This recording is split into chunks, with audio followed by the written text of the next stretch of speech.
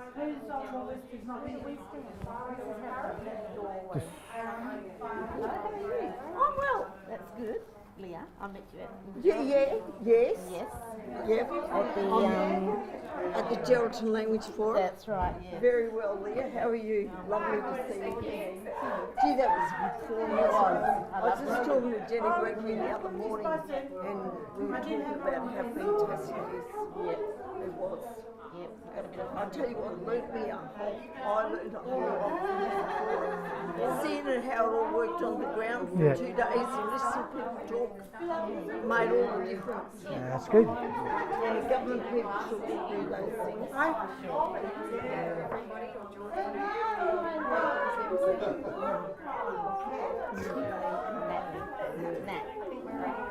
All set?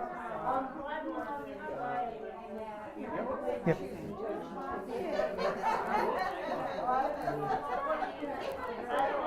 Can I have your attention, please? We're just about ready to start, so if you can just come across.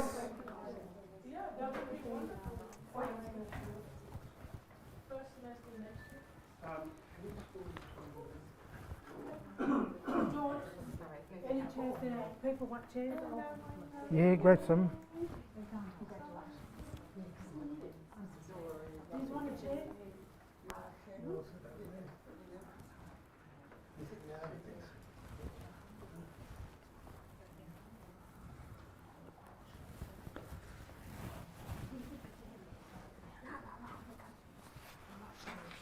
Good, sir.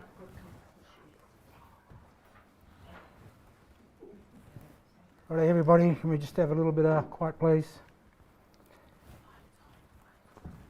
Everybody got the phones turned off, please? On silent. Okay, thank you for attending this afternoon. My name is George Hayden. I'm the manager of the Noongar Boodjar Language Cultural Aboriginal Corporation. I'm also your MC, and I'm also going to be doing the Welcome to Country. So I've got a few hats to wear today. Look, welcome everyone to the event today. We are here to launch the Noongar-Wudjari W8 online encyclopedia for the Noongar stories collected from the Fitzgerald River National Park by Lynette, Knapp and Gail, Yorkshire. So welcome everybody once again. Kaya, Wanju. I'm going to do the official welcome now. So, Kaya Wanju, Nicha, Wajak, Noongar Boodjar, Noonok Jinanan. Hello, welcome. This is Wajak country you are seeing. Nalak, Karich, Nalang Nediga Werin, Budia, Kura Kura Wayi. We acknowledge our ancestors and elders from long ago until today.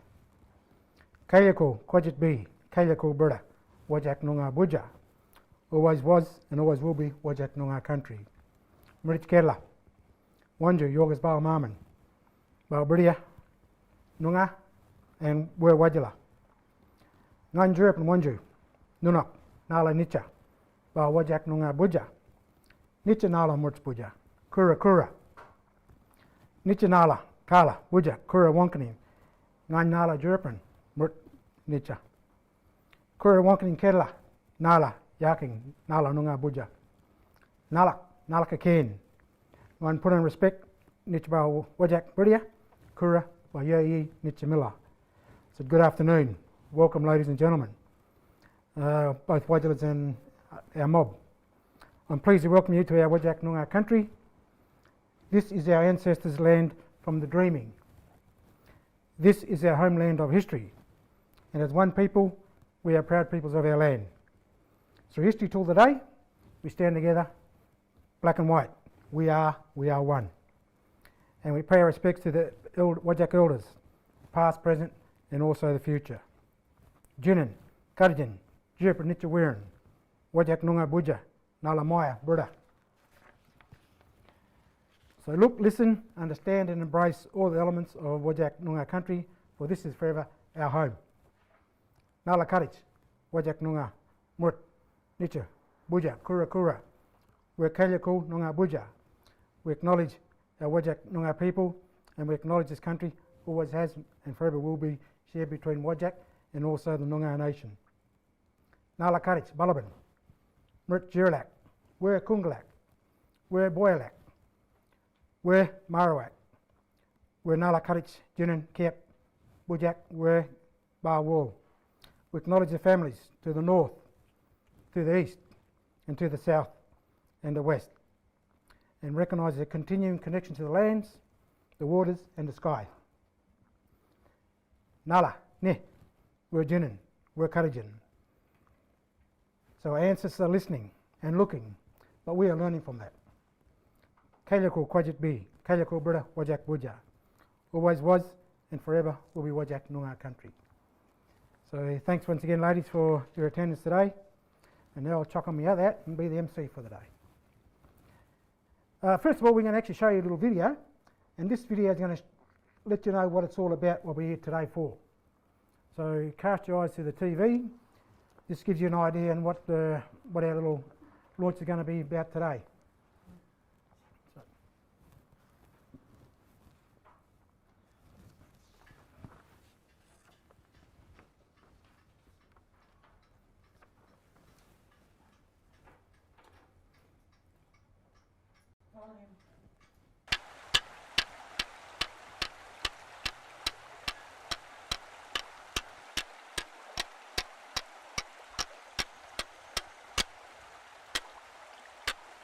It's quite an unexplained way of doing things. I suppose it's like a child learning to walk for the very first time. Yeah. It's inbuilt. Well, we are very similar in learning that knowledge. They don't sit us down and teach us, they take us and show us. And we take that all in and we live it, I should say, we live it. We welcome you through the descendants of our people, through our country that you're looking at, to where you tread with the blessing of Noongar-Wudjari, Balak, and all other nations of this country. The intergenerational gap is quite distant, so we focus very closely at the Noongar Boodjar Language Centre, sharing the knowledge of the traditional owners and the young people who want to learn a great understanding of language and country and people. I just wanted to tell you a little bit about the process of why we're here and where we're going to go. About 8 or 9 years ago, we came down to meet with Lynette and Gail at the Fitzgerald National Park, and we did a lot of documentation on creational stories that belong to them with connections to the park. And along that journey, we decided somewhere we'll come back and do the next stage of the project, which was documenting plants. We need to link this through the Western science knowledge, and we can do this by an Indigenous ethnobotanist. Ethnobotany, that's the white fella's word, it's white scientist's word, so a lot of times communities don't understand the actual meaning of the term, and then when I explain it to them, so they realise that it's exactly what they're doing anyway, so it's just a difference of terms. And I'm sort of lucky to have my feet in both worlds. Yes, So, it is both. but you know, with my degree, you know, I go to uni, study for 4 years, then I come out, then I'm a so-called expert on the Yes. Western side. Yes, But the Indigenous side, you're also an expert, but your training took place from the moment you were born, yes, yes, all through your living years growing up, yes, acquiring knowledge, yes. and so you have, and you're an expert on your own country here. Right, The yeah. knowledge systems are equal, Yes, and it's how we use it together, not one. yeah, The Western science tends to dominate yeah, they do. Indigenous knowledge, but we say they're on equal terms.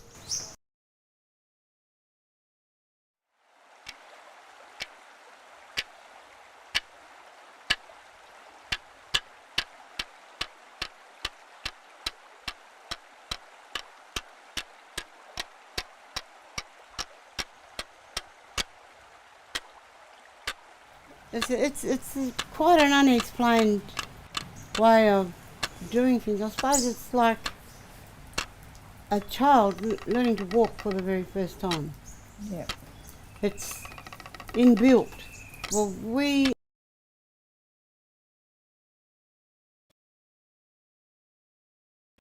Ethnobotany, that's the white fella's word, it's white scientist's word, so a lot of times communities don't understand the actual meaning of the term, and then when I explain it to them, so they realise that it's exactly what they're doing anyway, so it's just a difference of terms. And I'm sort of lucky to have my feet in both worlds. Yes, So, it is both. but with my degree, I go to uni, study for 4 years, then I come out, then I'm a so-called expert from the Yes. western side. Yes. But the Indigenous side, you're also an expert, but your training took place from the moment you were born, Yes. Yes. all through your living years growing up, Yes. acquiring knowledge, Yes. and so and you're an expert on your own country here. The knowledge systems are equal, Yes. and it's how we use it together, not one. Yeah. The Western science tends to dominate Yeah, they do. Indigenous knowledge, but we say they're on equal terms.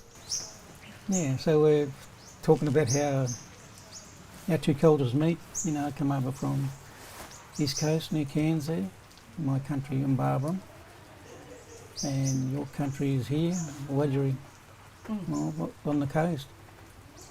And one thing I like is when I come over, my main focus is plants. So I like to compare knowledge about plants. And one of the things I found was how different your plants are compared to ours. Plants are so different to one another, but yet there's plants that are identical too, eh? And the beautiful vine that's go over the plants, it uses the same vine for fishing net as what we would use to catch our fish.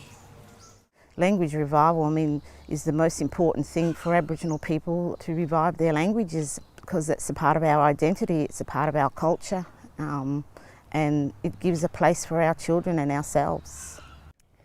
So the Atlas of Living Australia is an online free website that you can use to look up information about any plant or animal in Australia. You type in the name of the plant and animal and you're taken through to a web page that shows you a map of everywhere it's been seen and photos and information, Western science information about that plant and animal.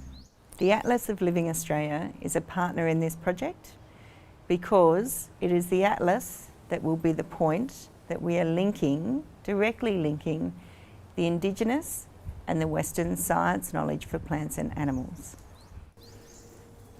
People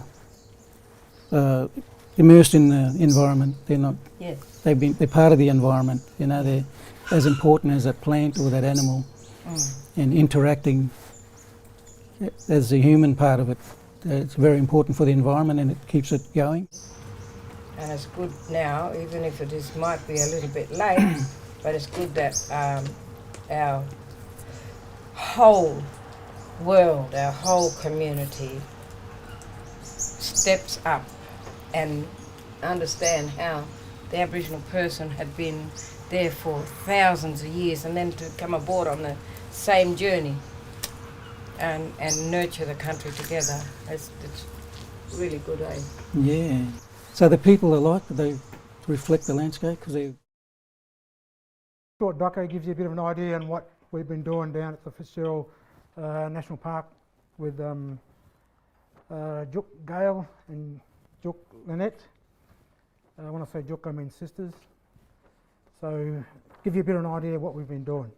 And also, I suppose, our funding rep, Miss Messer, just to give you a bit of an idea and what you get your money's worth. So, so let's introduce our next speaker.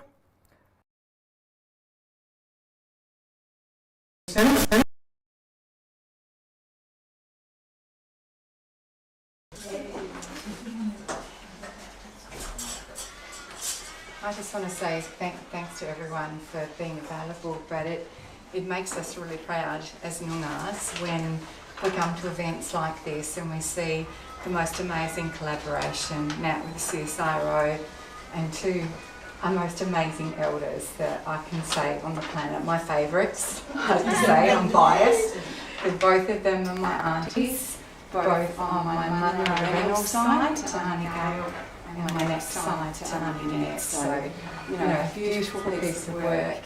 It's a testimonial to look around the room and even to get the books and have a look at. And as George said, it's creating a legacy for future generations, and that's why I guess we do it as a labour of love, working for the Language Centre and the kind of work that we're doing here. But I just wanted to kind of say some words about Auntie Gail and Auntie Lynette, just to let you know what their backgrounds are and where they've come from. So Auntie Gail's a Wudjari woman and she's an elder in our country, and she's also got a connection to Nudgee country too. And we come from the southeast coast, so Noongars from that patch, and many of you are aware of the different language groups from down there, and we kind of step our feet into a variety of different camps based on our heritage. And so Auntie Gail certainly has DNA that goes beyond 75,000 years down there on the coast, and I call it God's own country because it is beautiful. Her great-grandmother Maggie walked from Eucla to Albany, and imagine what that was like back in the day. It was more than around the block, with her brother and sister, and they passed through Thomas River. And if any of you want to know where Thomas River is, it's on that painting standing next to Tara, a visual of it. But it's one of the most significant southeastern Noongar heritage sites. And we are planning a trip down there in the new year with the aunties, which I'm really looking forward to, because it has some of the oldest middens and heritage spots, but amazing plant life as well. And so Auntie Gail's great-grandmother, went through Thomas River where her grandmother Bessie was born. So some of us all connect back to Thomas River because that's even where my great-great-grandmothers were born, at that spot as well. And what happened is her grandfather, Yorkshire Bob, who's one of the apical ancestors from there as well, was born at Keppergirl in Esperance, and the place where the water lies like a boomerang. If any of you have been there, that's why it's called Keppergirl. And her mother, Dorothy Yorkshire, had 10 children. And Auntie Gail's the third youngest, and she had 3 sons and 2 daughters with 16 grandchildren and 9 great-grandkids, so she's a busy woman. Even to do this sort of stuff and to take time out to join up with the Language Centre as a senior elder and put a lot of effort into this work. We thank you, Auntie Gail, because it's like a legacy for future generations and for the whole Noongar community, which is really appreciated. And so Auntie Gail was born near the Stirling Ranges, which is another really cool spot, and grew up in Noongar, where she went to the mission there. And in the mission, we were allowed to speak language. You weren't allowed to practice any cultural practices or talk about your family or history. You had to, pretend to be white. So her mum used to take her and her siblings out of the mission and teach them bush skills, and you'll see that in the video, spot on with the yolk and everything else, and having a look at the plants and what's available for healing and food and all sorts of things. And then with her Nudgee family, she taught the rules and taught stories and culture. So if any of you ever get the opportunity to go out past Cape Le Grand and Frenchman's Peak, you'll see her artwork there with many of the dreaming stories that are really documented, which is a beautiful legacy to leave for future generations. So Auntie Gail has an absolute deep passion for family, language and culture. She speaks 7 different Aboriginal languages, and she works as an Aboriginal interpreter. She's been learning from country, family, plants and animals her whole life, which is what we're trying to capture here. And she wants to share that knowledge, working with the Noongar Boodjar Language Centre and Atlas of Living Australia to do this online encyclopedia because, like I mentioned before, it's leaving a legacy of knowledge. And I think, is it Stephen Hopper, the botanist on the video, talked about how we've got an oral history, and so capturing stuff and using technology these days is really vital because we have a short window, don't we, really, on the planet to make an impact. So this means that Auntie Gail's children, family, other Noongars and Wodjalas, all looking for Western and Wudjari knowledge about plants and animals, either using the Wudjari or the Western science name, can refer to this material, which is amazing. And she's been working with her best friend and sister, Auntie Lynette, here, who's also connected to the mob from Thomas River. And they were in the mission early days at Noongar-Wudjari. A lot of Noongars of their generation were.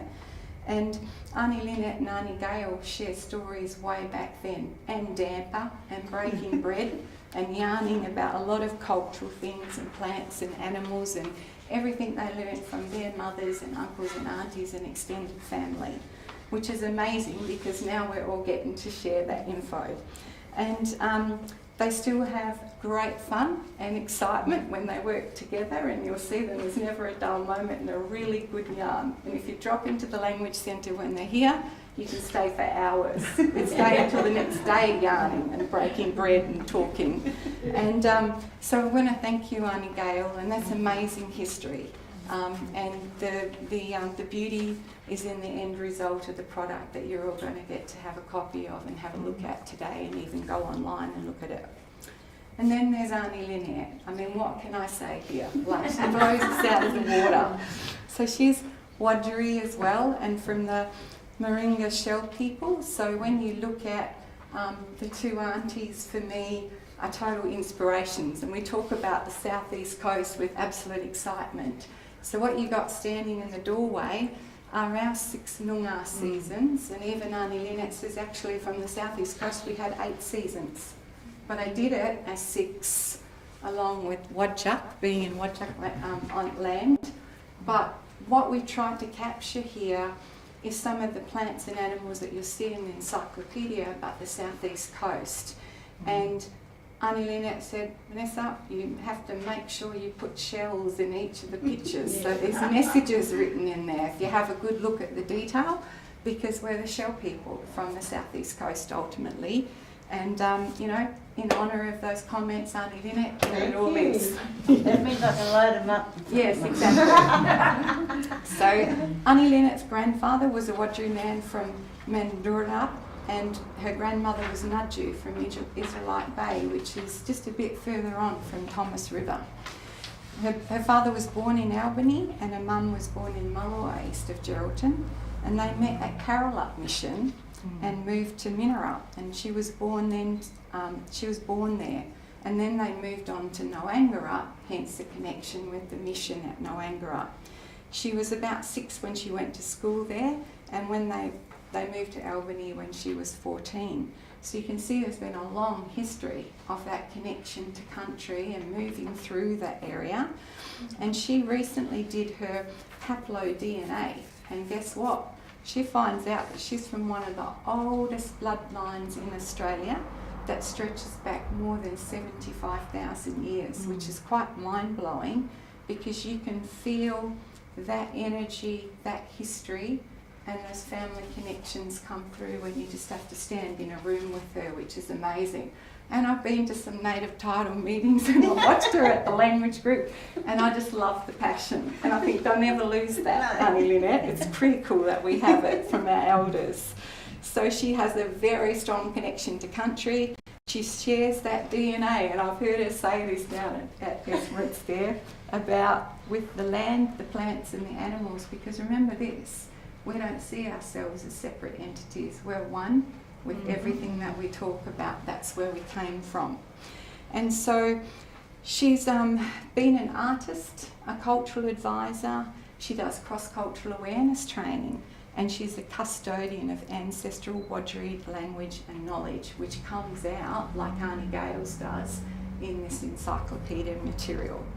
And for the last 13 years, you see she's starting to be an expert, and she should get a doctorate, I reckon, based on this. But she's been working with Dr. Stephen Hopper, and Alison Lulfitz from the University of WA, and Albany to document Wudjari language and knowledge and the plants and animals materials. So you're getting to be an expert on some of this stuff, and we can't wait to get to Thomas River, can we? That's our next quest. And she works with students. She helps provide complementary Noongar knowledge that's about that southeast coast with a lot of the science type stuff. And we were having a yarn, weren't we, about plants and animals, and you see a lot of material that's collected in general for Noongars. What I love about the Language Centre is we're doing a deep dive into all of the different language groups, and Denise and George and the staff do an amazing job, because we run on the sniff of an oil rag, seriously, but the end product is just mind-blowing in comparison to other language centres across the country too. And the resource material that's being developed and capturing the knowledge of our elders is really vital for future history, which I have to say, it blows me away every day when you walk through the door here. But it's run by a whole bunch of people behind the scenes that are very, very, very dedicated to what they do. So I acknowledge that to all of your staff, and you need to pat yourselves on the back, because every single one of you have had some input into assisting with this, so well done. But getting back to Auntie Lynette, we can't forget Auntie Lynette, is that huge background and all of that knowledge that stretches back to generations and generations is so vital, and every last drop of it, Auntie Lynette and Auntie Gail, we definitely want to capture in every shape or form, because it's funny how we sit together. And I'll give you an example if I can, if you bear with me. But you have a look at the season of Gilba behind Auntie Gail there, and you'll see the Noongar River that is this side towards Esperance from Hopetown. And I'm sitting there yarning with Auntie Lynette, and I'm saying, she goes, Vanessa, the Noongar bird is the totem for the Knapp family. Yeah, that's our totem, and it's called a Western Gurgoyne in the Wudjari language, right? And I said, you know, it's really funny, Auntie Lynette, because Granddad always taught us that the Noongar River is the river flows to the bird's head. So we're sitting there with Nat, and we're pulling up the CSIRO maps, and take a look at it. The Noongar Lake is the shape of a bird, and where does the river flow to the bird's head? So suddenly, for me, it was like an epiphany moment where the lights all turned on, where when you get together with your elders and you're breaking bread and you're having a good yarn, all the dots start to connect about what you were taught as a kid. And then I said to her, check it out. It's the Noongar bird, which is the Knapp's family totem, and the Noongar River, the river flows to the bird's head, and there's a Noongar bird. So it had to be in there, especially for you and the yarn. And so every little piece of it will tell you a story that we're also going to capture in a book about this, but it connects back to the dictionaries, and there's a method to the madness on what you've got displayed here. But it's a beautiful opportunity where we do take the time out of our busy schedules, and you go back to country, or you even come to an Aboriginal corporation like the Language Centre, and you sit down with your trusted elders and have a good yarn. You walk out of here, don't you, Tara, walking on air after you've had a stressful day and you feel like you want to live here and forget about the white side of work, literally, but we can't.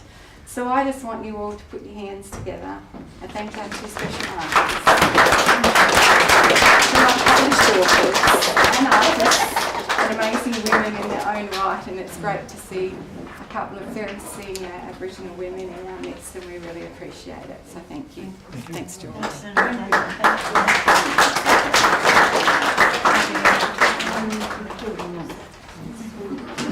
So there you have it. Thanks, Madam Chair. Centre. That's just a little brief snapshot that we're working with today. Yeah, it's a short, brief little story about these two, like I say, two well-respected elders in Wudjari country. So Mr. and Mrs. Shaw, this is the end product that we'll be working with you later on. Yes, certainly is. So Next on the agenda, we've got Miss Gail Messer. Gay's a Senior Program Officer. Gay works for the Indigenous Language and Arts, Office of the Arts Department of Infrastructure, Transport, Regional Development and Communications. What a mouthful. So, well done, Gay. First of all, I'd like to say that I want to honour the land we're standing on, Noongar Boodjar.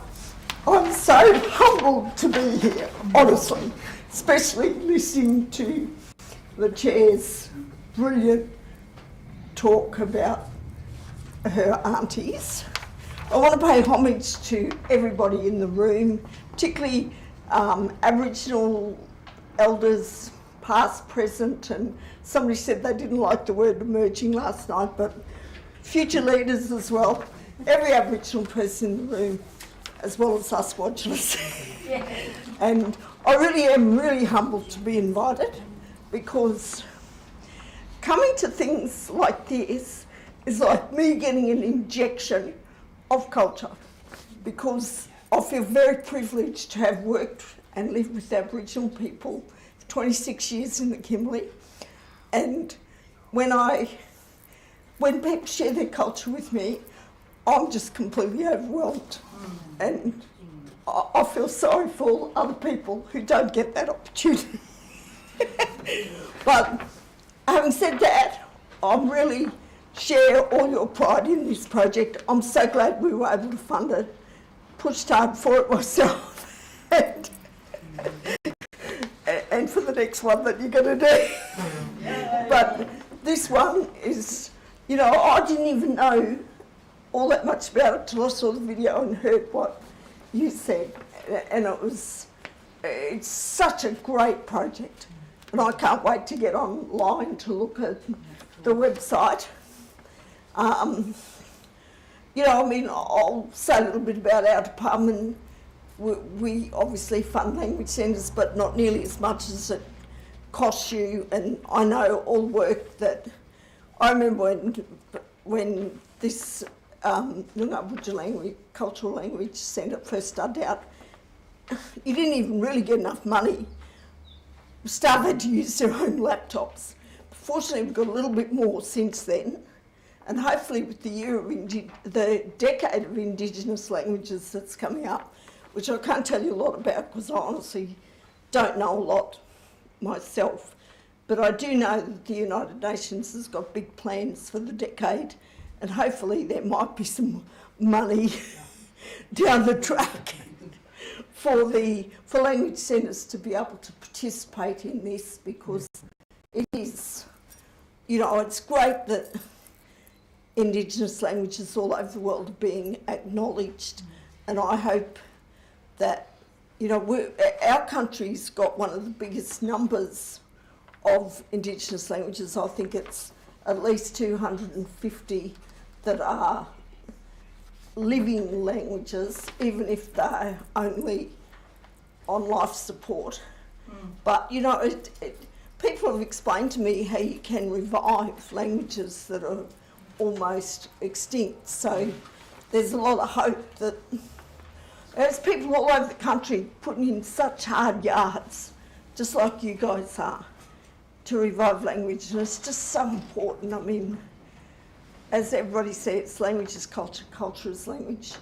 It's taken me a long time. I mean, I was one of those, what you said resonated with me. Sorry, I didn't mean to point at you, it's very rude of me.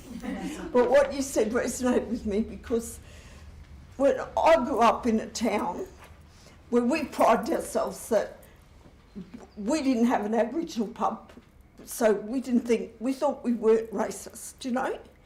And most of the town were not overtly racist. However, they were covertly, because everyone got rewarded for being more like white people. But when you're young, you don't realise that. It took me a long time to realise that. In Artie Beetson, his family lived in my town, and we were so proud of Artie being the captain coach of the Australian rugby league team. But their family got rewarded for acting like white people. And that's so wrong. And I'm so glad that now there is so much more acknowledgement. Not enough. We've still got a long way to go. But the fact that I can come to Perth now on the plane and see a sign up in the airport saying welcome to Wudjak, Noongar Boodjar, that's a bit of a step forward. And unfortunately I'm retiring at the end of the year, I've told today. No, I'm devastated, but I'm going to try to make sure that a replacement, and I'll still be in Broome, so I'll be at the end of a phone, and you've all got my phone number, and I'm going to try to make sure that the next person has as much passion for Indigenous language as I do, because I've sure got a lot of passion for it. And yeah, I mean, the way this language centre has worked since you got the funding in your own right in 2015, and just build up to, and you know, I mean, we don't have a lot of Aboriginal linguists in Australia, so Denise is really one of our star linguists. I met these people nearly 10 years ago. Started out arguing with George about football. Oh, no, not against all. Yeah, he calls me Miss Dorker. No, but, you know, we get past that. And, no, I'm really honoured that you invited me to be here. And I'm delighted to be here. And this is just going to make so much difference. And I didn't even know that it was going to have all that. When you looked it up online, you're going to be able to see all those different aspects of a word from so many. And I'm glad that science or whatever is now recognising the value of Indigenous knowledge, and that it is science. Indigenous knowledge is science. It's a great project. I congratulate you and thank you again.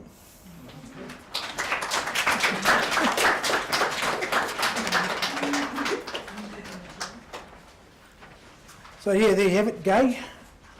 Without Gail in their department, the Commonwealth Government, we certainly wouldn't be able to do what we're doing today in achieving great results with this project. Once again, Gail, thank you and the department for funding us. The next person to speak is our... Oh! All right. I just thought the chair was behind you. No, take the chair away and I don't want to sit down. You okay there, Gail? Right now? I'm not sitting on the chair. That's why you should brag for the Hawks, Gail, you'll be right. You all good? Yeah. You right now? Yeah. No worries. So our next speaker is Miss Denise Smith-Arley. Denise is our senior linguist, probably the only Noongar linguist that I know of in WA itself, and she's certainly just a handful of linguists right across this country of ours, Australia. There's not too many qualified Indigenous linguists, so, and we are proud to have Denise working for us as an organisation. So yeah. Oh, and of course our other partner in CSIRO, Knapp, Rosebeck, Brown. So welcome up, two young ladies. Come up here and have a yarn.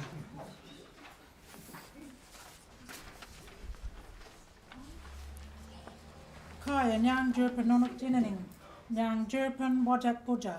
I'm happy to be here and I'm happy to see everyone. And Nyang Jerpan Wangi, Mirananga, Wangi. I get stuck on that one because it's just new. And I'm happy to talk about your language on Wudjak, on the Boodjar at Noongar Boodjar Language Centre. And that, I'll talk first if you want. So, thank you, Gail, and thanks, George, for introducing us, and thank you, Vanessa, and thanks everyone for coming today. It has been a long journey for the Noongar Boodjar Language Centre to get to where we are with the short amount of funding we've had. But I must say, over the last 7 years, we have grown and we have revisiting places that we had been before but had taken a long time to come back to. And I never forgot that. So a part of our project was, because the first part was just documenting and publishing the ancestral knowledge of the old people of a long time ago, and a lot of those elders who we documented have passed. So I acknowledge the elders from that too, and the recent ones that have just passed too, which is Leah's mother, Barbara Councillor Scanama, and Auntie Teresa Wally, which are Wajak and from down the Bibliman Wadandi country. So I acknowledge them today too, because that was a long journey and a long process that we've done. And a lot of trust and a lot of love and a lot of kindness went into this kind of work. And also the politics that comes with it from the Aboriginal community.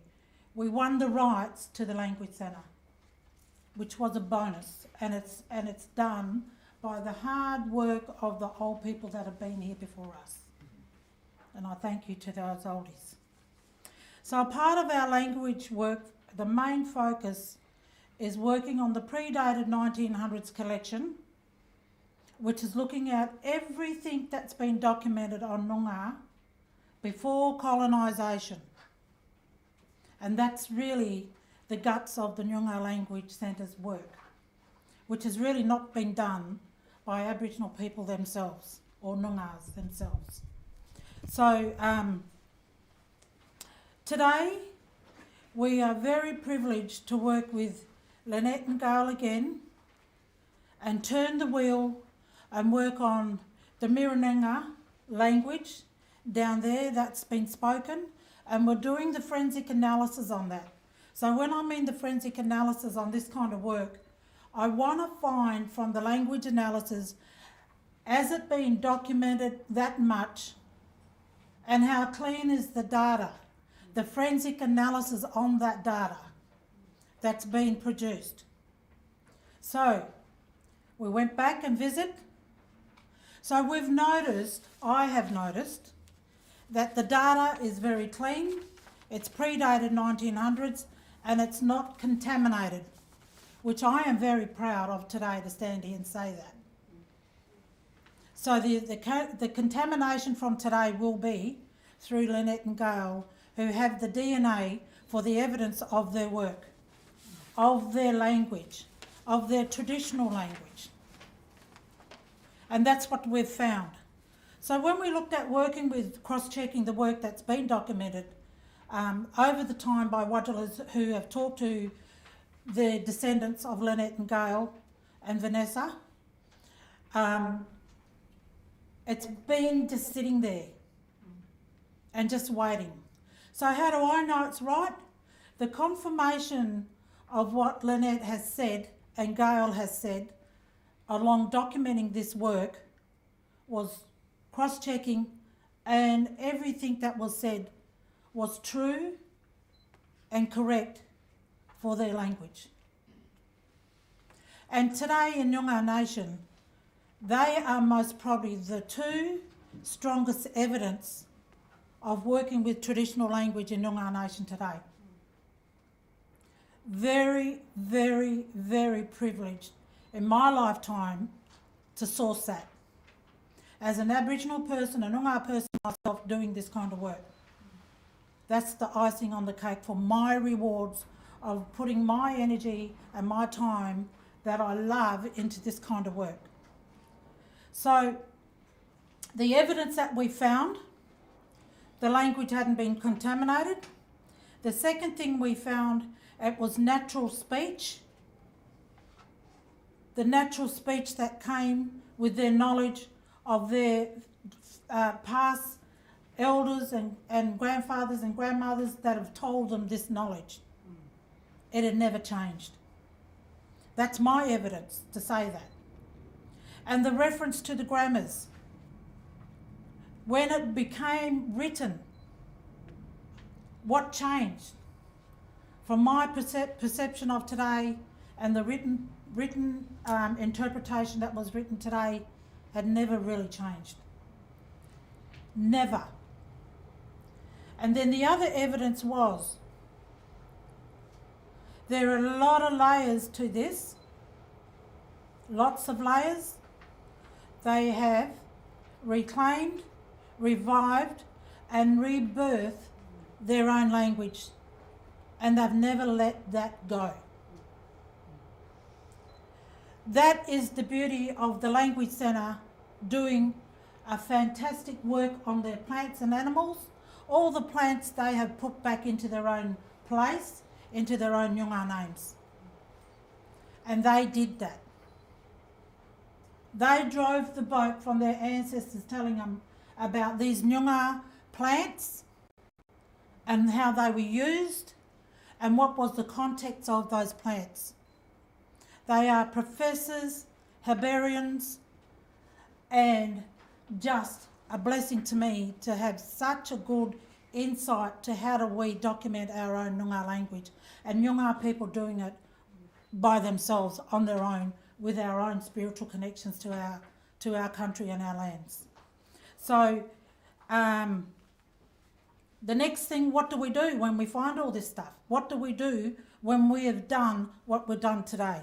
The first thing is to do the pre-dated 1900 dictionary for them. And we do have a database with all Noongar language from around the Noongar nation with about 12,000 words in there and many more to come. And then we'll do the phonology. The phonology is the grammatical structure to a language, which is going to be pure Noongar traditional Mirinang language. Pure Noongar language in a phonology. We have done a partnership with Yale University right now and published a phonology for Noongar, but not in this context of real traditional. I'm waiting for that.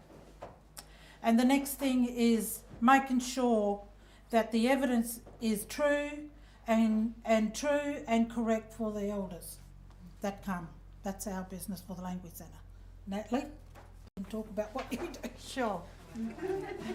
I met Denise in August 2019 when I was giving a talk with two Kamilaroi women that we had together with some Kamilaroi elders. We had published 600 Kamilaroi words on the Atlas of Living Australia, for 300 species that you can look up on the Atlas. And so we were talking about this and I showed a map of where koalas had been seen. And I said, oh, there's a dot over here in Western Australia, that must be a mistake. And Denise stood up in the middle of the room and corrected me and told me that that's actually Devil's Lair and koala bones had been found there. So that's correct.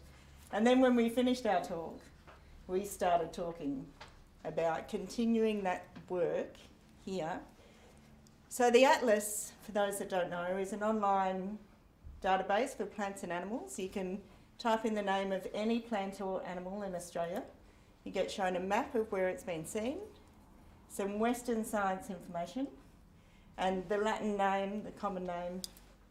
And my job in the Atlas is to bring in the Indigenous ecological knowledge. And there's a couple of people in the Atlas that really started this in about 2015. The Atlas, the aim of the Atlas is to be a trusted site for biodiversity data so that people can, scientists and government and others can make decisions about our country and environment based on what's there.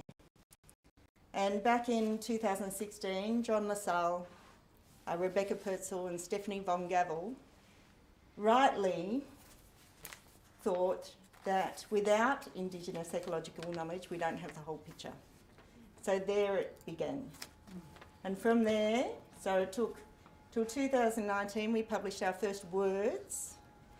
And today, we published our first Noongar words and the online encyclopedia.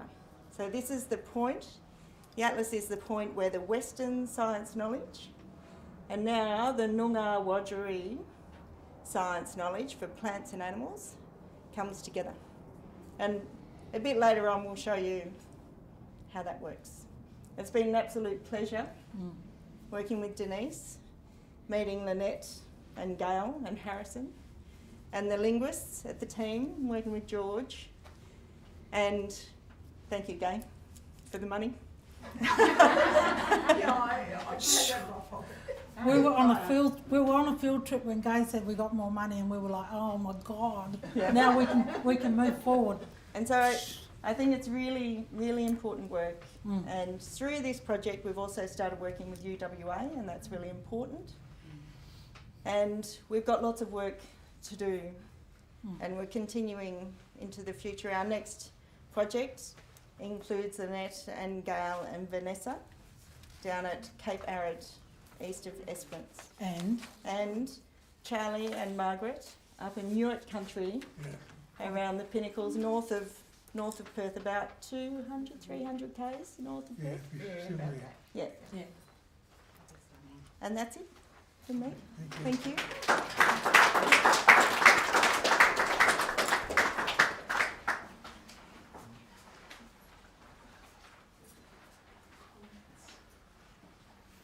So once again, thanks Denise and Nat for giving us a update on the project itself.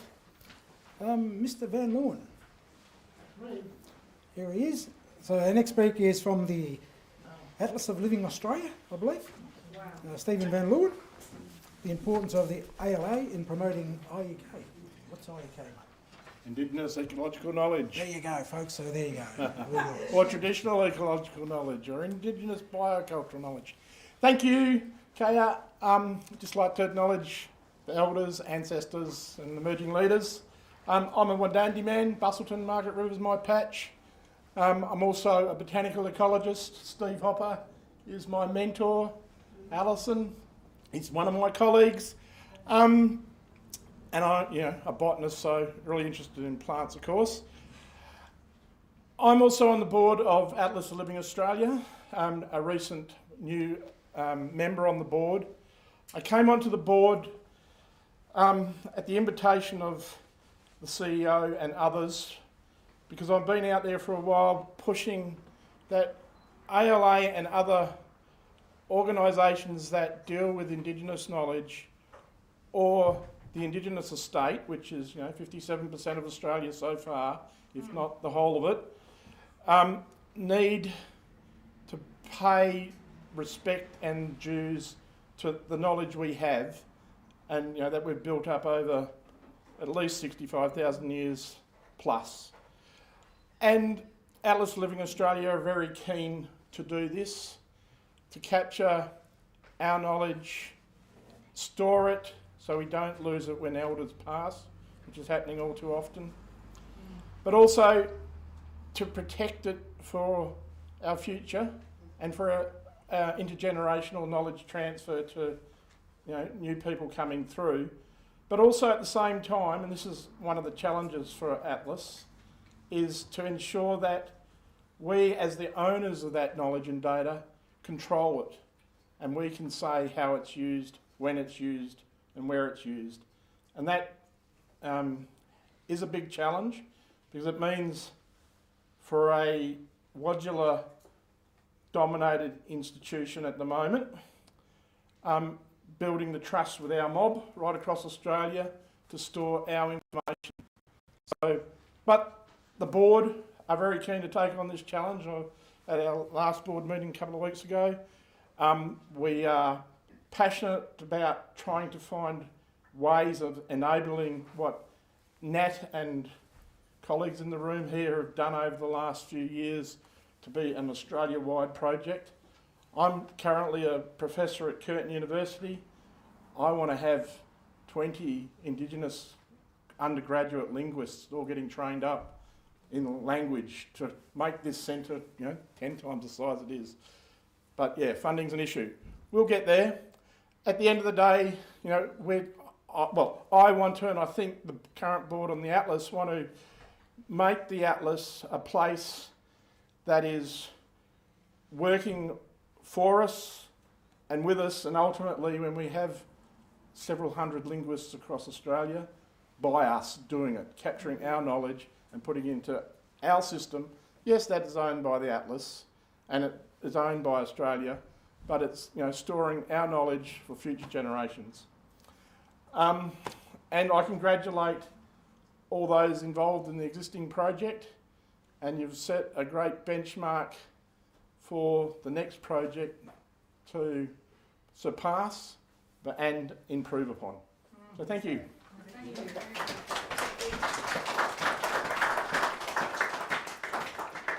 All right, thanks Stephen for coming along from the Atlas of Living Australia, but also from Curtin University, been a professor at Curtin University as well. I suppose Gail talked about the decade for Indigenous languages coming up, so maybe, hopefully, extra funding coming into us, and who knows, maybe more linguists on board to help us achieve what we're doing here today. So I suppose our next speaker is linked into, I suppose you saw ethnobotanist Jerry Turpin talk about Indigenous knowledge, and we've got our next speakers talking about, I suppose, Western science. And of course, Professor Stephen Hopper couldn't make it today, so we have Research Associate Alison Lolfitz. She's a Research Associate from the Centre of Excellence in Natural Resource Management and Agriculture and Environment from the University of Western Australia from Albany. Welcome, Alison.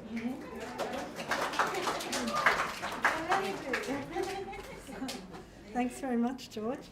And first of all, I'd just like to acknowledge that we're here on Whadjuk country and to acknowledge elders past and present. And I'd also particularly like to acknowledge my two Boodjars here, Auntie Lynn and Auntie Gail, who I've worked with for a whole lot of years now and just learnt so much, and they feel like family to me. And I'd also like to congratulate the Noongar Boodjar Language Centre, Denise and George and all your wonderful staff, and Nat and your team as well on such a fantastic product that you've produced, and it's going to be a really, really wonderful resource for us to use as a teaching tool. And along with the conversation I was having with Vanessa before about, you know, it's just so fantastic to have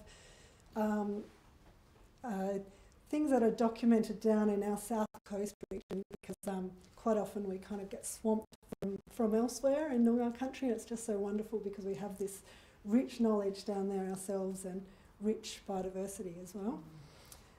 So Steve Hopper and myself are both really proud for the little part that we've played in pulling this together, and I really think it's the beginning of a whole lot more to come. I think this is really the future of how we do conservation biology, and I guess that's why it's been possible for us to work in with you guys, because we have this project called Walking Together, which is funded by Lottery West, and we're working in partnership with South Coast NRM. And it's really all about recognising, documenting, recording completely on elders' terms, traditional ecological knowledge, with the idea of, and also facilitating that intergenerational sharing of knowledge as well, so that we can, you know, build up the strength of and the voice of Indigenous people in conservation biology, because that's just so important. And I think I've spent most of my career working as a conservation biologist without that, you know, working with Indigenous people, to be honest. And I feel like that's really working with one hand tied behind your back, you know, or probably both hands tied behind your back, to be honest. And I think the Atlas of Living Australia is one resource that every conservation biologist, by the time they've gone through university, they know about, they would use almost, probably not daily, but certainly weekly or monthly.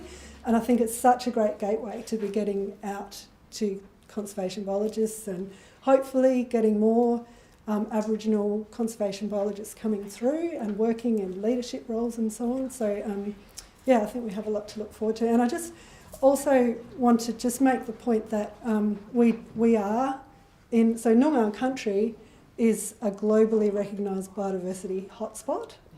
And there's actually two reasons. So one is a really positive reason, that it's got this extraordinary, really amazing concentration of endemic flora that just exists nowhere else on Earth.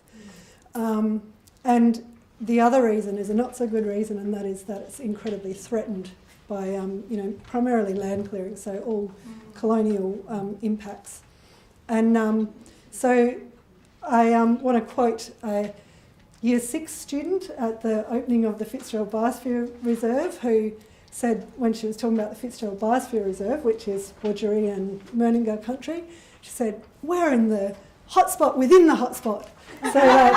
So really, this area that we're talking about, that is Auntie Lynn's and Auntie Gail's homeland, is such a rich, important place globally. And the knowledge that they have of these biological systems is just so important and valuable, and just such a treasure that we mustn't, just let slide. So let's keep doing the work that we're doing, and I feel like the future is ours for the taking, and there's lots to go. Yep.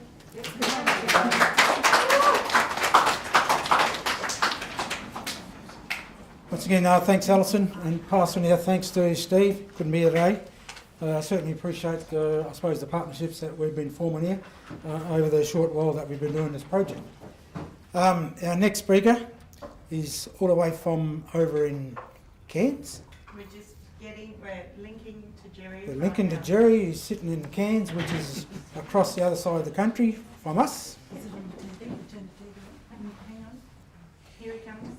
So I suppose, with Jerry, being an ethnobotanist, I mean, when we first heard Jerry and his title, we're thinking, what the hell is an ethnobotanist? And of course he come along and he spoke and let us know what an ethnobotanist is. Welcome, Jerry. How are you? All good? Can we hear Jerry through there? Thank you. Jerry, can you speak? Hi, Jerry. Can you hear you? Okay. Not yet. No? Looking at their mind. Jerry, can you hear us? You can hear me, but you can't hear Can't hear me? George. So George has just introduced you, and you're right to go. Can we hear Jerry through the television? No. Hang on, Jerry. Hang on just 1 second. Do you know how to do that? That's not too loud.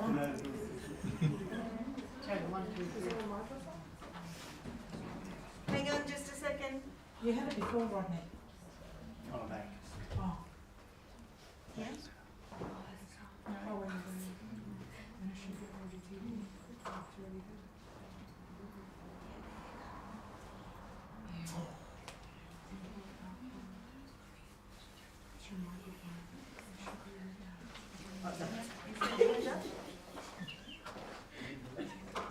Volume. That should be up.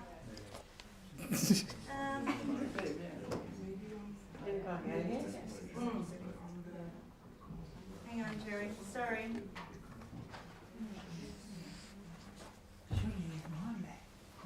I know.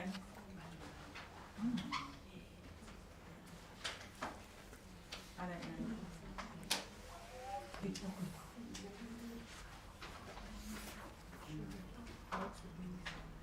We were hearing it before when you had it on that. Your volume up on that one?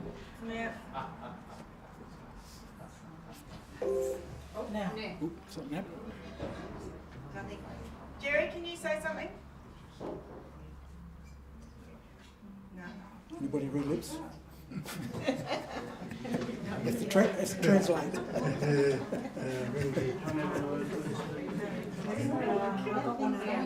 Is anyone going to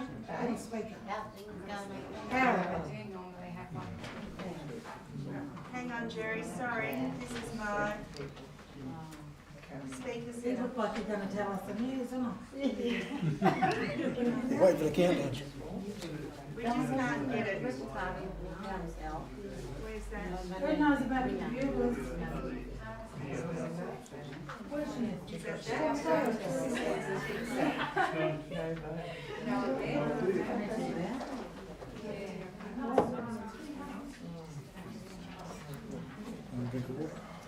I don't know. I wouldn't say no thanks, right? Do thanks, really.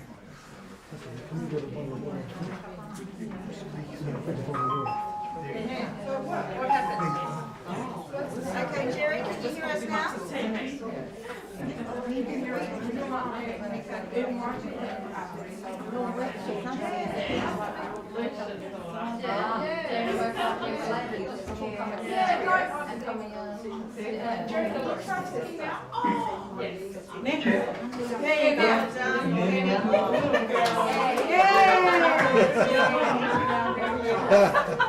Eagle has landed.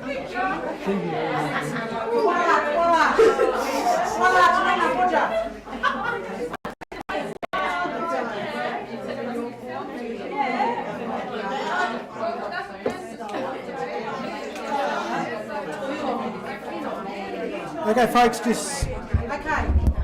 keep it down a little bit, thanks. Ladies to the background. Nick? Oh, Jerry, can you hear me? Jerry, can you hear us? Hello, Jerry. Yep, I can hear You you. can hear me? Me or Knapp? Let's go. Me. Okay, so our next speaker is Jerry Turpin. Jerry's a senior ethnobotanist, Australian Tropical Herbarium, Tropical Indigenous Ethnobotany Centre. I believe it's in Cairns. Yeah. Okay, so Jerry, why is it important for Aboriginal people to be collecting this knowledge? Why is it important for Aboriginal people to be collecting this knowledge? Did you hear me? Yeah, ready to go? Yeah, go. Yeah, we're ready to go. Right. Okay, good afternoon everybody. I'm Jerry Turpin, chatting to you from the Australian Tropical Herbarium, which is on the campus of James Cook University near Cairns, and it's the homelands of the Irukandji people. So I just want to acknowledge the Irukandji mob, and I give them respect to them and their elders. Indigenous biocultural knowledge. It's starting to be recognised internationally now for its potential value in biodiversity management and a whole host of other things. I call it biocultural knowledge because there's a close relationship between biodiversity and culture. Biocultural knowledge embraces people, language and culture and their relationship to the environment.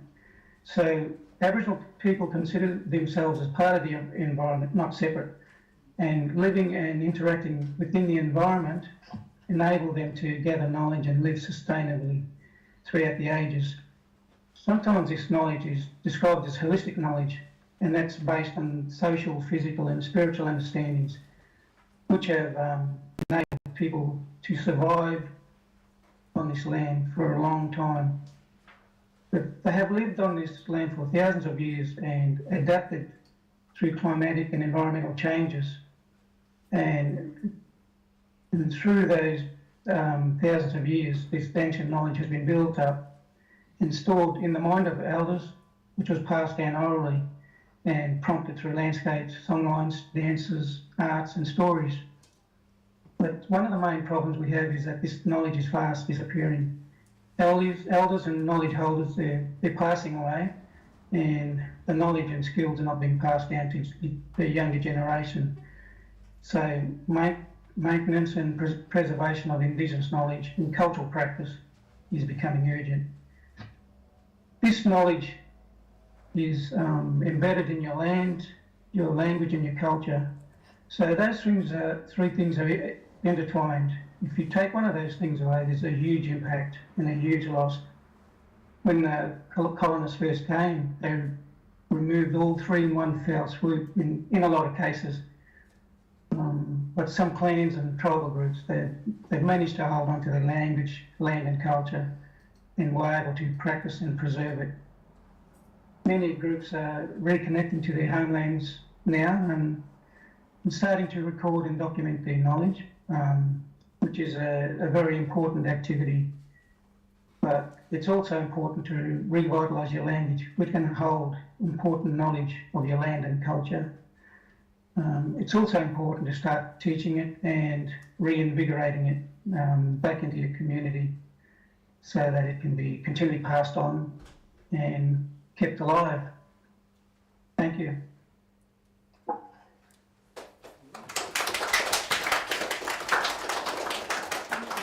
Thanks, Jerry. Shall we jump out now? Thank you. Everyone says thanks.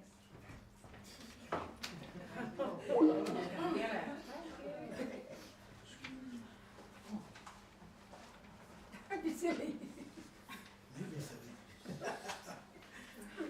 Yes, okay. I think the next item on the agenda, I think Vanessa's already come. Yeah, I covered it in 2 fast sweeps. So like this, So I hit both of them. kill two birds with one stone, so to speak. I had the best part to do it. Yeah, thank you. But we do, Yeah, you need to operate the way, otherwise they take your, your rear side. so Okay, what we're going to do now is we're going to actually recognise our elders who took part of this project. So, did you yeah, want to come up? so So we've got a couple of little gifts here for Lynette. So if you want to Yeah. pop up Oh, with they're all your fine so cards. so maybe if we get, do you want to stand up only or not? Oh, if I can sit down, then Yeah. if that's okay. So maybe if you have a yarn, and then Gail, if you have a yarn too, when you're ready, and then we'll do a presentation. So, sorry, I'm not being ignorant. I'd like to firstly acknowledge the hard work that was done on country. All of you guys fussed around and did us proud, because of you that we've gotten so far. But on my behalf and on Gail's behalf, we bush fellas. We don't. We might have been in mission for a little while, but we're practically bush people, and that goes with. I've heard people Jerry talk about our link to country, but it's.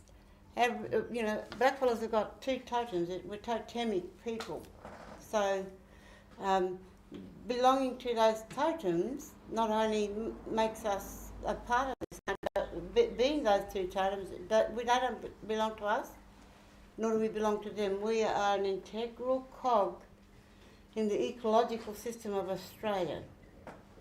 And that's what I like to get across to most people when I speak on behalf of our Boodjar. Our country's one. I mean, it's even at Christmas time when the flowers of the Boodjar tree are out, there are all our souls sitting in that tree and coming back into that tree after they take their journey to the land you see between the sea and the sky.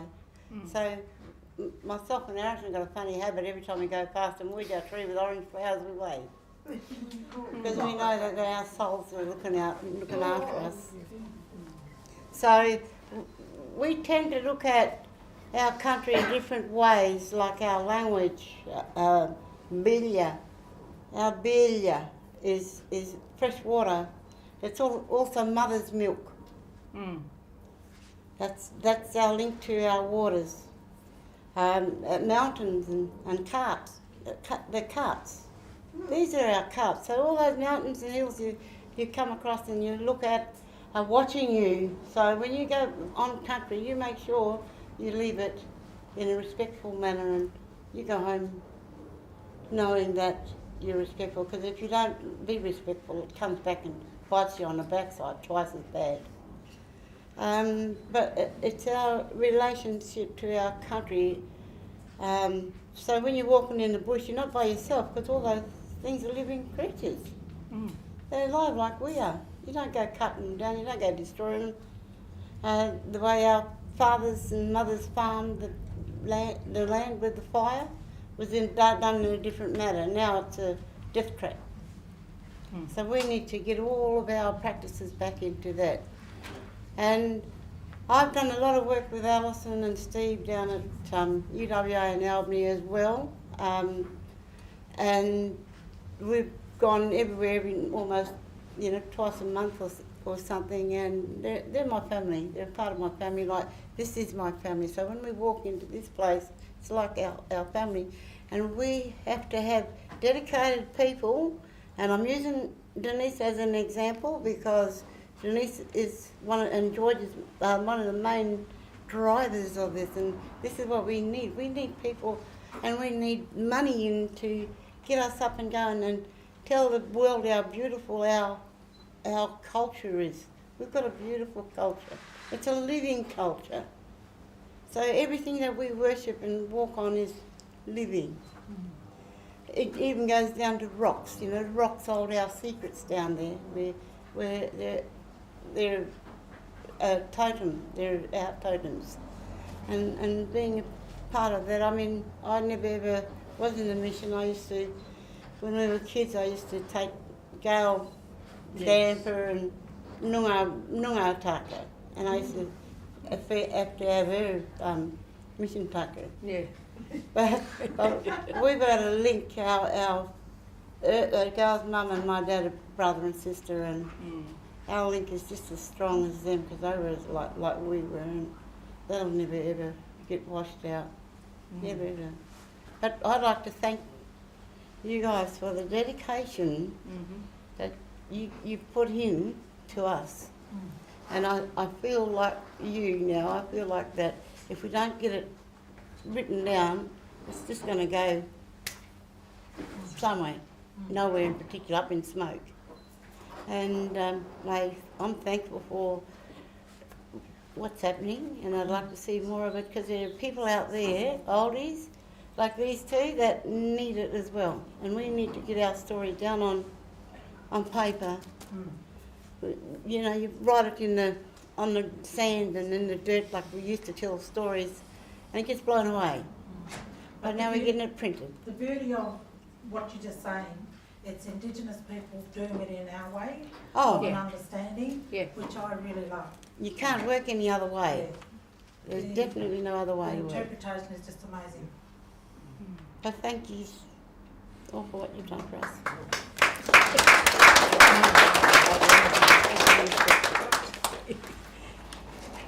My name is Gail, and my Aboriginal name is Mir, and of course Mir is your eyes. And I was born near the Stirling Ranges, which give me the name Spiritual Eyes.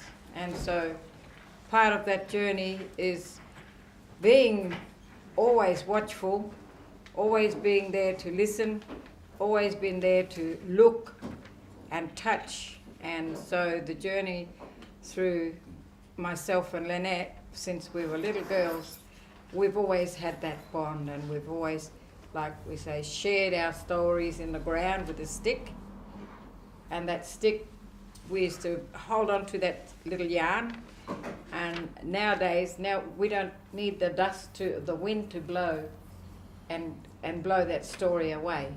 It's here in front of you, for the all the people that have put all their hearts and souls into sharing this journey with us both.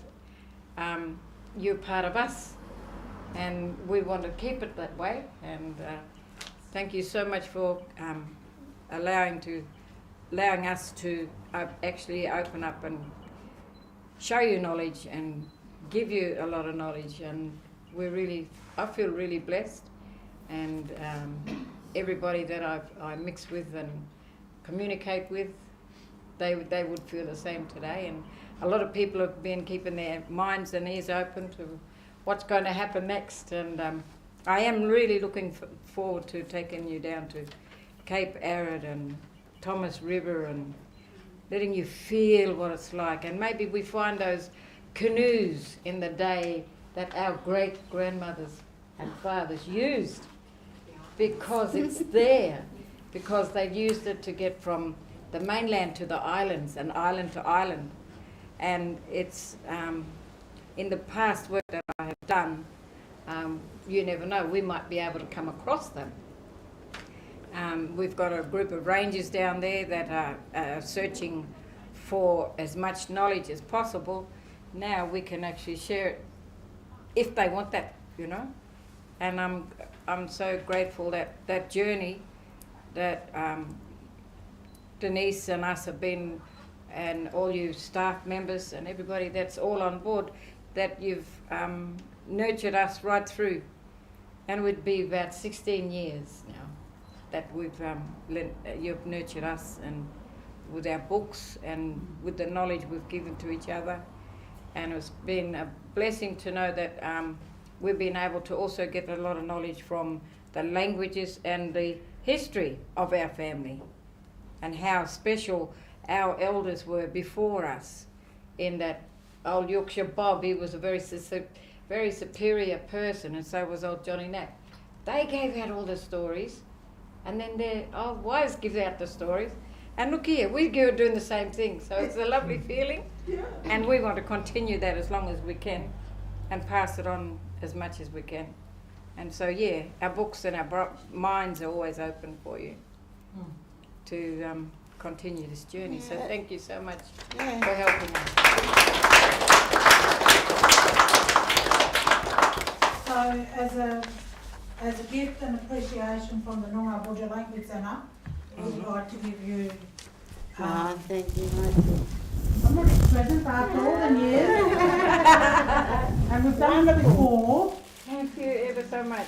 I know, when we thought about working down this region, because we only get a little bit of money, so we've got a budget where we go, what we're going to do. The first 11 years we did the whole nation within 11 years in publishing and documenting, and that's what we've done. This time we get a little bit of money, so we go little bits of parts. So I was thinking, how are we going to get down, way down here and way over there, because it's taken 16 years to come so far, then go back. Yeah. And today, with the compassion that we had for reviving language, we made it back there in 2021. And that's the bottle overflowing, and there's still a lot of work that we have to do in documentation and putting it out there and archiving it for when we're gone 100 years later. People can pick up that archive documentation and say, so that's what it was like. Was that our language like that? You know? And that's exactly what this language centre projects.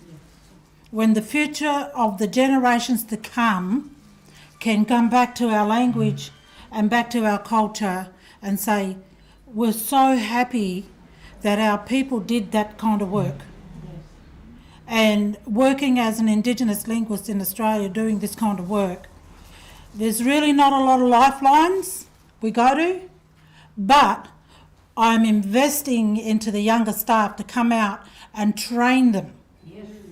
And that's how we can inject into the documentation and preserving our language. So thank you for that. Just to add one before you close, up on the top of that picture over there, Tallyarup. is what we call Tallyarup.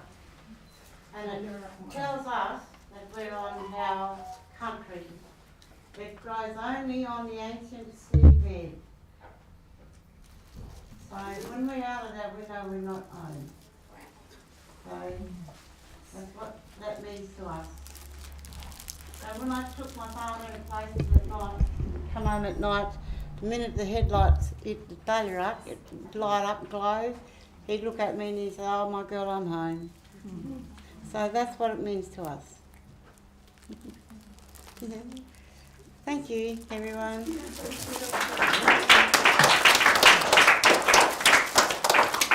Thanks, ladies. Great job. I suppose now we just want to acknowledge a few other people in the room here today.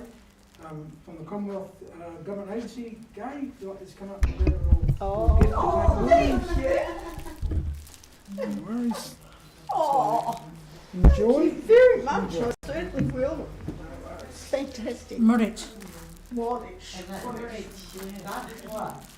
Also, Steve want to come up and grab a little gift as well from us. So We cover, take it away now. Steve, What we've done, mate. we cover all bases. I don't want people to come back and kill me. I suppose Steve's not here, so Alison, would you like to come up and grab a little gift? If Steve doesn't get it, that's okay, as long as you got it. He's not going to get it.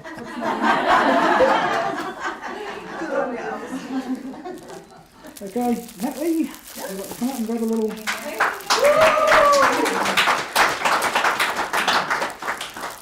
Thanks for the great partnership we had. Well done. Keep it up. And we look forward to continuing to do more work. Excellent. Thank you. So, I would like to continue on, and you can't have these ones, George. Vanessa, thank you for your trust in the Language Centre, and thank you for believing in what we do, and hanging there, sitting on the board, not getting paid, and investing into us with your expertise. Don't really know, do you, about what you grew up with? And also the respect you give us at MBALC. You know, it's an amazing organisation. I have to say I love being the chair, and thanks George for letting me be the chair when he went to the management role. But it is like amazing, and you know what? It's the people that make it happen, Denise. Do you know, I get blown away by the commitment, running, like I said, on a shoestring. And the products that come out are mind-blowing, but you know what, it's because a lot of people that are very passionate, and I just always look at the staff, and I love coming here and having a coffee with you and catching up and finding out what's going down. And we love your paintings. Thank you. So the next person I'll acknowledge who's also been investing in us as a staff, and yeah, we mightn't go the right way, but we do come back and do it the right way, and we have a lot of chit chats. And thank you for hanging around us, George.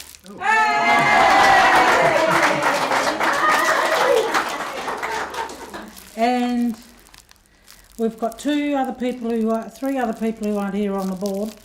One of the most special people that's been here from day dot, which is Beverly Rebecca. And she happens to be my sister, but she's in hospital now. And she will be dreading today, not being here. So I'll give her, Vanessa, did you want to acknowledge Beverly because you know her well? Yeah, I've known Deb ever since I was 17. She's always been a bit of a mentor for me, or a bit more of a bit. And I just love her cultural knowledge, her connection to community, but also her spirituality.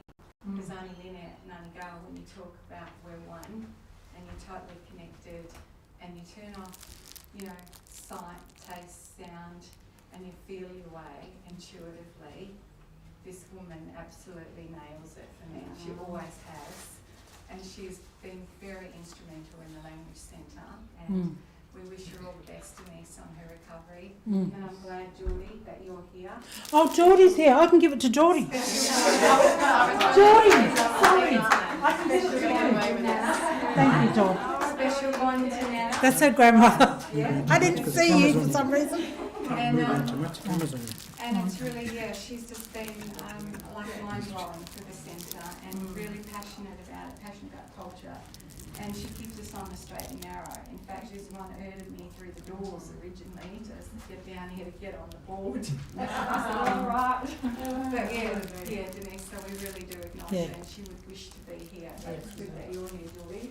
Thank you so much. Geordie, did you want to say something quickly for Nan or not? Yeah, I suppose I can real quick. I know for Nan, who'd have loved to be here, for her, like, this language centre just represents such an important hub for our community. You know, that intersection of language, culture, country, spirituality, all of it coming into one. And she's very passionate about that language revival and getting back to community, getting back to country. And I know all along this project, she was just wanting to get involved more and wanting to hear every little update. And so I know she's really proud of all the work that you've done here. Thank you. So we do have one for Jerry, but we'll mail it to him. And we did have one for Farley Garlitz, who's on our board, and also Beverley Councillor, and also Karam Khan from down at Bunbury. So it's up to you now, George, where we go. Okay. But first of all, look, thanks for the little gift. I mean, I didn't expect it, but I mean, being a manager, I just do what I do, and that's it. Simple as that. But also, it's been a pleasure working with Denise as a senior linguist, but also I must acknowledge all my staff as well. Certainly hard work we've done in achieving a great result here. But also, I mean, our chairperson did mention about partnerships. So without partnerships, I mean, this would never have been achieved and the success that we've got. So once again, thanks Gail. Thanks Knapp from CSIRO. Thank Steve with the Living Atlas. It's about time our elders have been recognised for their indigenous ecological knowledge that they've got. They're professors in their own right, really. They haven't got the piece of paper to say that, but in our way, they are the British. So you've got a lot of knowledge there. So, I mean, yeah, like I said, you are professors in your own right. And, of course, it's going to be a great working with Mr. Shaw up at your country. You'll be in the same boat as our two ladies over here. So, thank you. We are now going to launch what we come here for, to launch the Noongar-Wudjari online encyclopedia of the Noongar stories from the Fitzgerald River National Park by Lynette and Gail. So if you want to hit the button, Nat, and away we go. Okay. On the screen here you can see the front page of the Atlas of Living Australia, ala.org.au. It's free, open site for anyone to use. And so typically before today, you would, if you want to find information about an emu, for example, you would type in the word emu into this first search page.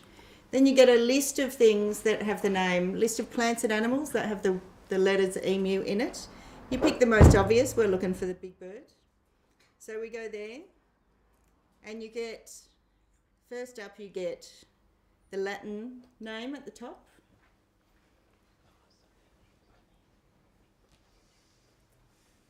Yep. And then you get the common name, emu, and all of these up to here, all the blue ones at the moment, are the Kamilaroi words for emu. And now today we have the Wudjari word in there. So the big difference is, and this is the first time, so wage. Well, we say it down home, we say wage. Wage. I need oh, come on. So, when my computer obeys, now it means we can use the Noongar-Wudjari words in the atlas instead of the English words to look things up. So we're just going to jump back to the atlas, to the front page. So if you copy wage.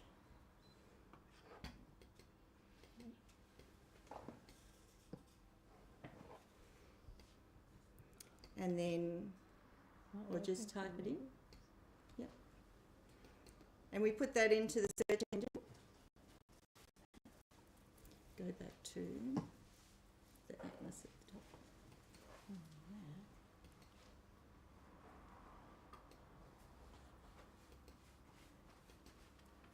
Just type it W-A-I-T-J. I've got to put my glasses on for that. That's it. Then you hit enter or search, and there we go. It says the Wudjari name for this is wage, and when we click on that, oh, we need a J on the end. W-A-I-T-J. We go through there when the internet decides that it would like to work with us.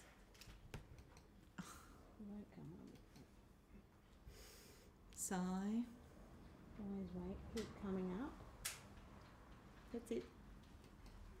Then we end up back on this same page that's got the Kamilaroi words, now the Wudjari word, the map to show where it's been seen, the Western science knowledge, but the big difference from today on is if we go to the names tab just there, we come down and we see Wach highlighted in orange, that means it's a link.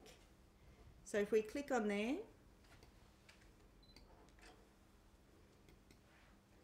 we go through to the Noongar-Wudjari online plant and animal encyclopedia page for Wach. So this now is a direct link between the Western and the Wudjari science. And so if we have a look in here, and I find my mouse, we've got that same map. That map comes from the atlas, so this is linked directly to the information in the atlas. But now we've got the information that Gail and Lynette have shared with us over that time. And so we've got information on the name, the language, what's it look like, feel like, smell like, taste like. Medicine, hang on, I'll just jump up. Medicine and other uses. Food and other uses. What's its character, meaning what does it act like? Cultural significance. Keeping in mind that everything, I said to Gail and Lynette many times, don't share anything that's sensitive. So all of this information is now public and open for anybody to see. So we go to connection to season, connection to people, country, other plants and animals, astrology, and management. If it's very rare, there might be some management goals in there. And if there's many, then they say, there's many, but this one says, always leave at least one emu egg in the nest. Never take more than half. That's a good management goal. So now, if we come up here we go right to the top of the page, we go home, up, either. And we get here some information about the language and the Language Centre and the project when it comes up.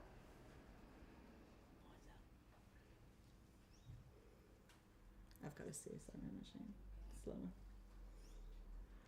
And then once you're into the encyclopedia, then you can go and see all the other plants and animals that are in here. I think our total is 91. Yep. Go to search. Yep. And then you've got a list down here of all the plants and animals in there. And you can see, you can hit on any of those, like Bardi. Alison, that's your hand. I think that's a beautiful, Gail and Alison's hands. I think it's a really beautiful. I didn't even notice that. Yeah, I knew it from the And I looked at that image that many times. Until she told me. And again, you've got the information about the word in language, what's it look like, feel like, smell like, taste like. Apparently it tastes like almonds and butter. And what it's used, its uses, its medicine. So all of this information, how to find it, they're only in acacia. And you look for where the sawdust is on the bark of the tree, it means it's been burrowing in.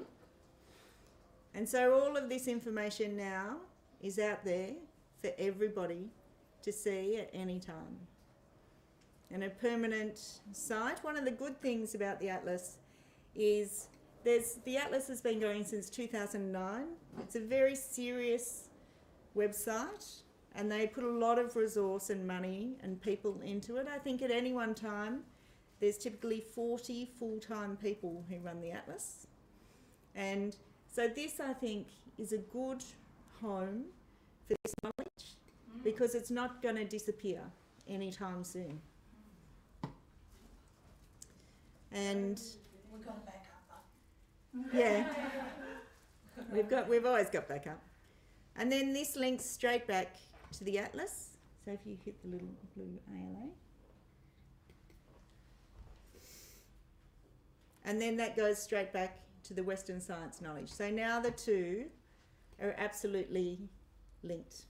And you can just jump from one to another. So you can look up the Western science knowledge where it's been seen. And, you know, you get the Latin name, you get the sometimes in English common name, but now you've got the Wudjari knowledge for that plant and animal. So for me, it's an absolute privilege to work with you. Thank you. And do this. And I'm very teary, proud. We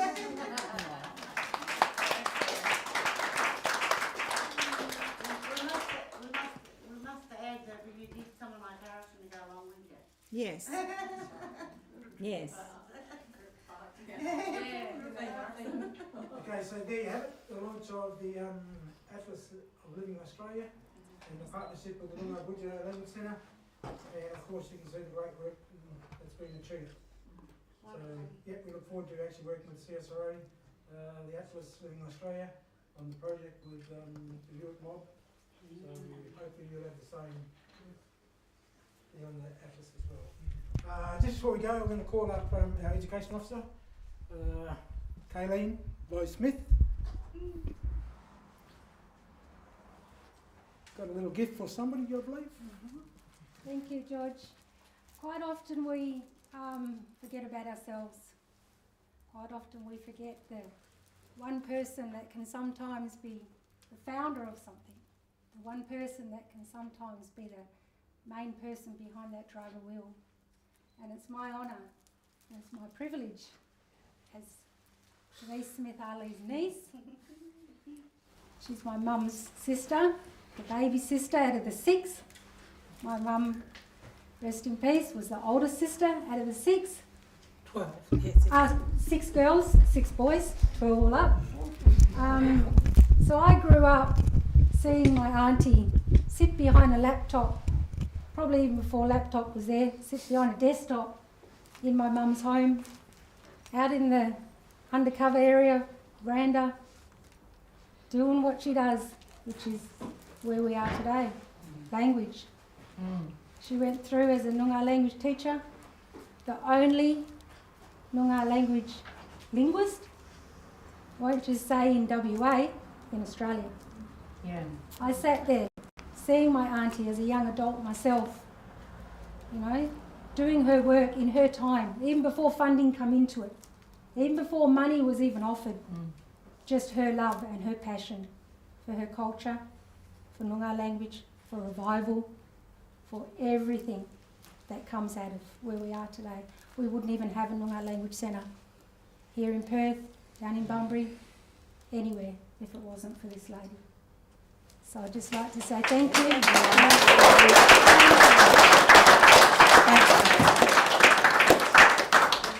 I knew she was being sneaky. And I even said go and press the button to print it tonight.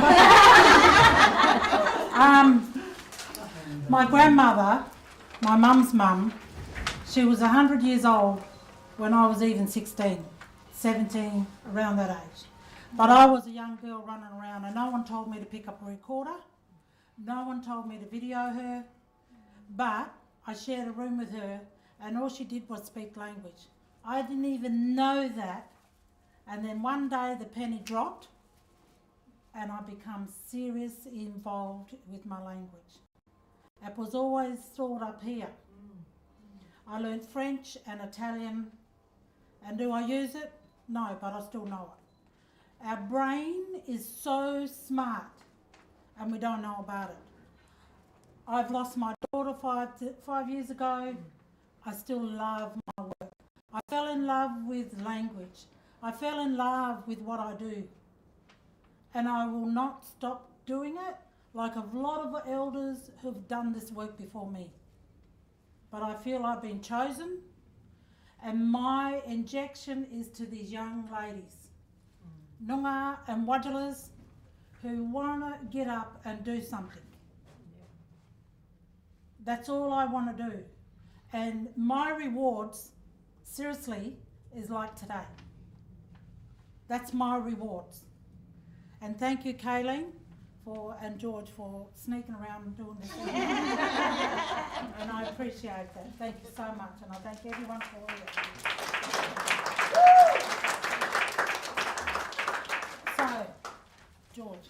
Okay, well, that about wraps up our official speeches for today. First of all, I just want to say thanks, ladies and gentlemen, for coming along and witnessing our launch of the program here today. And I forgot to mention, if anybody's online looking, thank you for taking part, wherever you may be in this, I suppose, the world. There is about 40. 40, is that all? Okay, like I said, I forgot to mention, thank you for looking at our launch today. So I think we're going to be, it's going worldwide, so look, yeah, thanks for that. So it's actually putting Noongar Boodjar on the map. On the map at a worldwide level.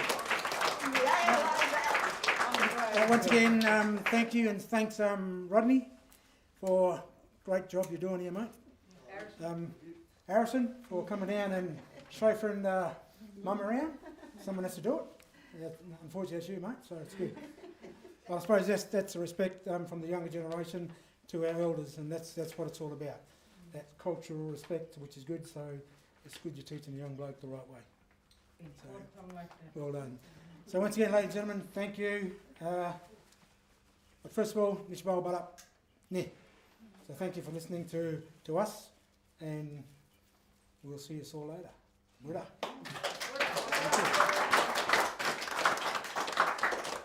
That's all off now, eh? Cup of tea and feed. Here, Oh, if you plenty want of to have marriage, yeah. something to eat. Cup of tea, water, juice. People was watching. Be interesting to see who was it. Thank you, Gail. Good job. I see any photos of me, all right? Delete it. And my grandmother reminds me of you, you know that? She had hair like this and white like that. And I used to share a room with her when I was 16. No, but you know what? She was bloody good at betting because she was blind. And she never called me Denise, she used to call me Jeanette.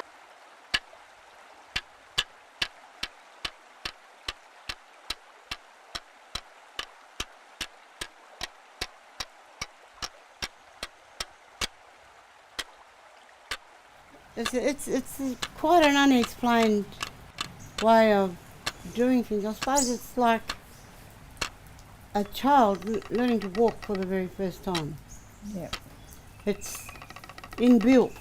Well, we are very similar in learning that knowledge. They don't sit us down and teach us, they take us and show us. And we take that all in and we live it, I should say, we live it. We welcome you through the descendants of our people, through our country that you're looking at, to where you tread with the blessing of Noongar-Wudjari, Balak, and all other nations of this country. The intergenerational gap is quite distant, so we focus very closely at the Noongar Boodjar Language Centre, sharing the knowledge of the traditional owners and the young people who want to learn a great understanding of language and country and people. I just wanted to tell you a little bit about the process of why we're here and where we're going to go. About 8 or 9 years ago, we came down to meet with Lynette and Gail at the Fitzgerald National Park, and we did a lot of documentation on creational stories that belong to them with connections to the park.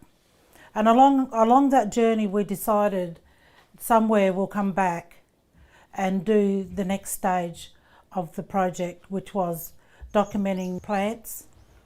We need to link this through the Western science knowledge, and we can do this by an Indigenous ethnobotanist.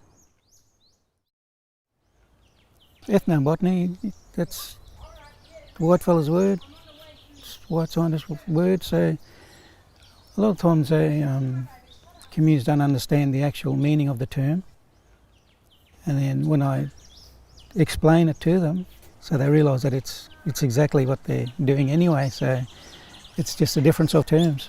And I'm sort of lucky to have my feet in both worlds. Yes, So, it is both. but with my degree, I go to uni, study for 4 years, then I come out, then I'm a so-called expert on the Western side. Yes. But the Indigenous side, you're also an expert, but your training took place from the moment you were born. Yes, yes. All through your living years growing up, Yes. acquiring knowledge. Yes. And so and you're an expert on your own country here. The knowledge systems are equal. Yes. And it's how we use it together, not one. Yeah. The Western science tends to dominate Yeah, they do. Indigenous knowledge, but we say they're on equal terms. Yeah, so we're talking about how our two cultures meet. I come over from East Coast near Cairns there, my country in Barbara, and your country is here, Wudjari, on the coast. And one thing I like is when I come over, my main focus is plants. So I like different your plants are compared to ours. Plants are so different to one another, but yet there's plants that are identical too, eh? And the beautiful vine that's go over the plants, it uses the same vine for fishing net as what we would use to catch our fish. Language revival, is the most important thing for Aboriginal people, to revive their languages, because it's a part of our identity, it's a part of our culture, and it gives a place for our children and ourselves. So the Atlas of Living Australia is an online free website that you can use to look up information about any plant or animal in Australia. You type in the name of the plant and animal and you're taken through to a web page that shows you a map of everywhere it's been seen and photos and information, Western science information about that plant and animal. The Atlas of Living Australia is a partner in this project because it is the atlas that will be the point that we are linking, directly linking, the Indigenous and the Western science knowledge for plants and animals. People immersed in the environment, they're not. Yes. They're part of the environment. They're as important as that plant or that animal, and interacting as the human part of it. It's very important for the environment and it keeps it going. And it's good now, even if might be a little bit late, but it's good that our whole world, our whole community steps up and understand how the Aboriginal person had been there for thousands of years, and then to come aboard on the same journey and nurture the country together. It's really good, eh? Yeah. So the people are like, they reflect the landscape because they're one Yeah, in each other. Yeah, so the environment reflects the people reflects. Yeah, and that's what I noticed, that the people, they're strong and resilient. Yes. As well. They are. Yeah. Happy people. Happy, just like the plants. Yeah, just like plants. So that's one of the major things I noticed, that the resemblance with the environment the and same. the people. Yeah. Yeah. We're the same, but we're so far away. Like that flower, and people do, you sort of open up and shine like that flower. Yeah, that's lovely. York. That has a tuber? Yeah, York. That's right. What's the species name of that one? I hope will make a contribution through capturing knowledge among elders who eventually will pass on. Being an oral tradition, there's the risk that their knowledge would pass on as well. Got a beautiful perfume too. Very, very pretty perfume. So then you got the banksias and yeah, you can see more korup coming up. So this is a lovely place for bush food. This is going to be paperbark, this one. Paperbark, that one. You will end up finding lots and lots of chert on the floor because this is where the people would have sat as well. But they sat up there because they're in the sun and they're watching everywhere. You know, kids could be frolicking around when the water was there. They would have burnt all this. They would have made sure that it was safe for people to live. Yeah.